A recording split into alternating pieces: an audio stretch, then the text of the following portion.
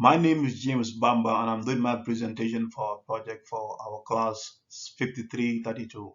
In this project, we have tried to connect a route from road 12 to road 43. So I use the multi-criteria method to design three routes and then used the 7% maximum slopes to do my elimination. In this route here, we have these configurations. So I try to connect to the road 43 close to the edge here. That's why I try to do the connection for my option one. So, and I did that, and then I designed the profile close to the existing center line of this road, this proposed road. And then I realized that my slopes are coming out to be more than 7%. So because they're coming out to be more than 7%, I decided to eliminate this option here. So I moved to option two. So option two again consisted of connecting again from road 12 to road 43. So instead of connecting like initially, I'll connect to the edge here. Instead of connecting that, I decided to connect to the center line of road or close to the middle of road 43. And then I ran the profile along the center line. And then when I did that, again, my slopes were coming out to be more than 7%. So I decided to eliminate this method again. So I moved to option three. Option three, this is the option I use. This is my design option. It's kind of like a spiral curve. I make sure that when I design this road, I have enough horizontal offset distance between the outer edge of the road center line and the obstruction here, this building. And also I was able to use the radius of 200 feet, which is way more than the 50 feet or close to the 50 feet uh, required for this design vehicle. So I use that, and then at the connection point here, I make sure that I connected at 90 degrees at this intersection without impacting it a lot, and make sure that the design is within this right of way here. It's within the confinement of this right of way. Everything is within this confinement of this right of way. So that's how I was able to design this.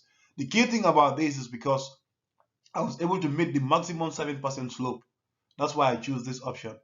If you look at here, I have 7%, I have something close to 5%, and then I have 7% here.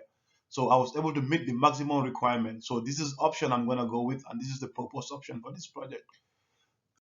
So this slide has the typical section. The typical section, like we talked about, is like 12-foot lanes upstream on both sides, two 12-foot lanes, and then one 12-foot lane downstream with shoulders on both sides. So this is what I was able to design for the typical section.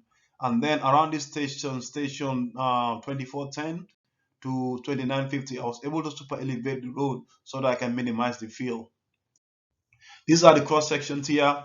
This one you can see I was trying to mark the existing ground so that I can minimize the cut and fill. If you can see, it's very close to the existing ground. But in some cases, because we are trying to maintain the 7% maximum longitudinal slope, in some cases in this project you cannot. You just have to have a lot of fill or a lot of cut. So the cross sections are a lot of sheets. So I'm gonna move real quick because of time constraint.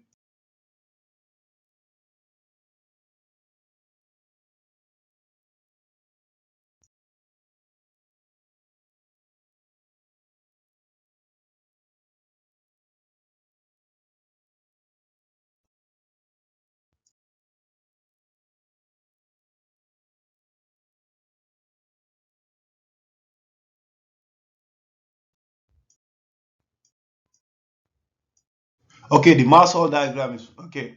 After running the cross section and after doing the corridor, I was able to run the mass hall diagram. Initially started with the field and then it's been neutralized to cut. At this station, station 1565, at this station, station 1565, station 1852, and station 2720. This is why we have the cut and field being neutralized. It's zero here. There's no change in cut and field at these stations here. So this is what we have for the mass flow diagram. Eventually, it's going up as a cut. So the project is we're gonna have more cut eventually, but at least we have three stations whereby it's been neutralized. So we have here the table from the mass flow. So this is my presentation for this project. It's a nice project and I've learned a lot from it.